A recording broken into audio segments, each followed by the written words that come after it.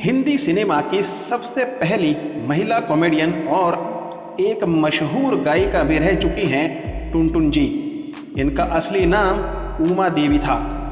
जीवन का शुरुआती दौर जिन्होंने बहुत ही मुश्किलों से गुजारा था। उत्तर प्रदेश के एक छोटे से जिले अमरोहा के गांव में एक गरीब परिवार में 11 जुलाई 1923 को उनका जन्म हुआ।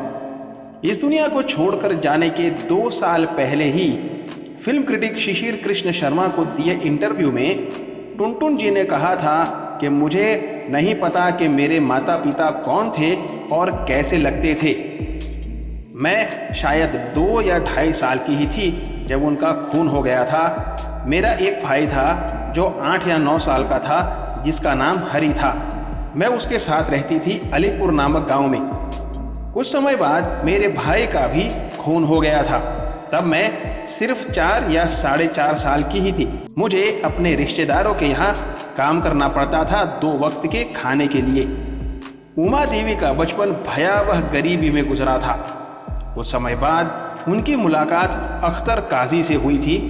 उन्होंने उमा देवी को इंस्पायर किया था और मदद भी की थी। काजी एक एक्साइज ड्यूटी इंस्पेक्टर थे। सन 47 में हुए बंटवारे में काजी को लाहौर चले जाना पड़ा और उमा देवी मुंबई आ गईं। मुंबई आकर वे सीधा नौशाद साहब के घर गईं और ज़ोर ज़ोर से दरवाज़ा खटखटाने लगी और कहा कि नौशाद साहब, मैं बहुत अच्छा गाती हूँ, आप मुझे सुनिए, और अगर आपने मुझे नहीं सुना तो मैं समंदर में कूदकर अपनी जान दे दूंगी और मेरी मौत के जिम्मेदार आप होंगे। नौशाद जी ने दरवाज़ा खोला और उन्हें सुना। सुनने के बाद उन्होंने उमा देवी को अपनी फिल्मों में गाने का चांस दिया। उमा देवी हिट हो गई और उस जमाने की मशहूर सिंगर भी बन गई। समय बीता और अब इंडस्ट्री में कदम रखा था मंगेशकर सिस्टर्स ने, जिनके सामने उमा देवी कॉम्पीट नहीं कर पा रही थी। तब नौशाद जी ने उन्हें एक्टिंग का सुझाव दिया। ये सुझाव उमा देवी को भी भा गया, लेकिन उन्होंने एक शर्त रखी कि मैं अपनी पहली फिल्म सिर्फ दिलीप कुमार के साथ ही करूंगी। नौशाद जी ने भी ये बात मान ली और उन्होंने दिलीप कुमार से ये बात कही, जो उनके दोस्त भी थे। और ऐसे उमा देवी को अपनी पहली फिल्म मिली बतौर कॉमेडियन, जो थी बाबुल, जिसमें नरगिस जी ने मुख्य भूमिका की थी। उमा देवी को उनका स्क्रीन नेम टुनटुन भी दिलीप कुमार ने ही दिया था, जो उनकी पर्सनालिटी को बहुत ही सूट करता था। और वो नाम इतना ज़्यादा मशहूर हुआ कि किसी भी मोटी औरत को देख करके उसे टुनटुन कह दिया जाता था। टुनटुन जी की सफलता के बारे में सुनकर काजी साहब भी मुंबई लौट आए और दोनों ने शादी कर ली।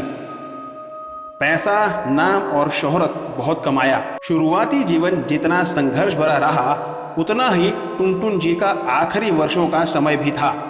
अपने मुस्लिम पति को भी मोहन के नाम से बुलाती थी टुनटुन जी, और अपने पति का जाना उन्हें बर्दाश्त नहीं हुआ। इसलिए फिल्मों से किनारा कर लिया और ज़्यादा वजन बढ़ने की वजह से बहुत सी बीमारियों का शिकार भी हो गई थी टुनटुन जी। लंबी बीमारी के बाद 23 नवंबर 2003 को अंधेरी मुंबई में उन्होंने अपनी आखिरी सांस ली। लोगों को स्क्रीन पर हमेशा हंसाने वाली टुनटुन जी का अपना निजी जीवन काफ़ी दर्द भरा ही रहा था। हमें इतनी अच्छी यादें देने के लिए टुनटुन जी, रेस्ट इन पीस।